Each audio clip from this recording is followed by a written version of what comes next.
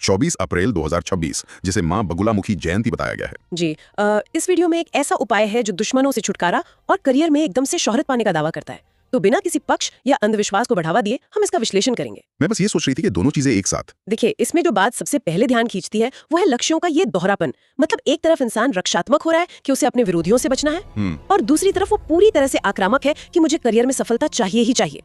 इंसान की सुरक्षा और तरक्की दोनों बुनियादी जरूरतों को एक ही दिन के अनुष्ठान से जोड़ दिया गया है। राइट।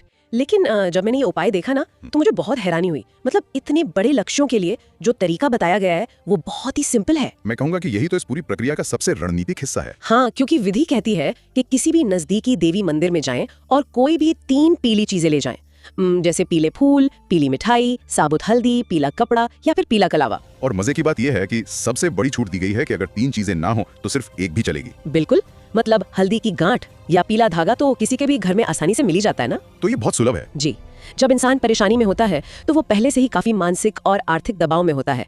अगर अनुष्ठान खर्चीला हो तो वो कर ही नहीं पाएगा। सही कहा, संसाधनों की कमी कोई रुकावट नहीं बन सकती यहाँ। और इसी लचीलेपन की वजह से इंसान का जो दिमाग है वो बिना किसी व्यावहारिक तनाव के सिर्फ उस प्रक्रिया को पूरा करने पर फोकस करता है। लेकिन एक सवाल तो उठता है, सिर्फ एक पीला धागा या हल्दी हाथ में रखने से करियर में उछाल कैसे आ सकता है? मतलब ये थोड़ा अतार्किक सा लगता है ना। अगर हम इसे सिर्फ एक जादुई वस्तु की तरह देखेंगे तो हाँ, ये अतार्किक ही लगेगा, पर इसके पीछे का मनोविज्ञान बहुत गहरा है। अच्छा, वो कैसे? जब कोई उस पीली वस्तु को अपनी हथेलियों में मजबूती से दबाता है तो वो दिमाग के लिए एक भौतिक सहारे या कह सकते हैं एक एंकर का काम करती है। ओहो, तो मतलब जो मन पास्ट की चिंताओं या फ्यूचर के डर में भटकता है वो रुक जाता है। एग्जैक्टली। हाथ में एक ठोस चीज होने से सारा ध्यान वर्तमान क्षण पर आ जाता है। वाह, और इसके बाद की प्रक्रिया भी इसी बात को आगे बढ़ाती है।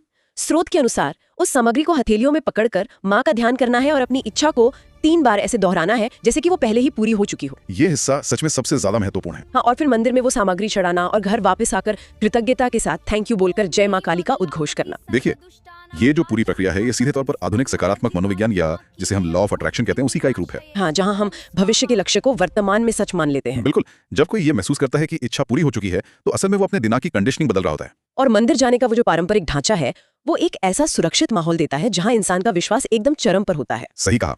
और उस चरम विश्वास के बीच जब इंसान थैंक यू बोलता है तो उसके भीतर का सारा डर खत्म हो जाता है। वो एक नई ऊर्जा के साथ बाहर आता है। तो मतलब ये 24 अप्रैल 2026 वाला उपाय सिर्फ कुछ पीली चीजों का चढ़ावा नहीं है। ये आस्था, भौतिक एंकर और गहरे मानसिक संकल्प का एक पूरा सटीक संयोजन है। यही इस चर्चा का सबसे बड़ा निष्कर्ष है कि बाहरी अनुष्ठान असल में इंसान के भीतर के मानसिक बदलाव को ट्रिगर करने का सिर्फ एक जरिया होते हैं। तो सुनने वालों के लिए अंत में यहाँ एक सोचने वाली बात यह है कि असली शक्ति क्या उस बाहरी चढ़ावे में है या फिर अपनी इच्छा को पूरी हो चुकी है मान लेने के उस गहरे मानसिक विश्वास में।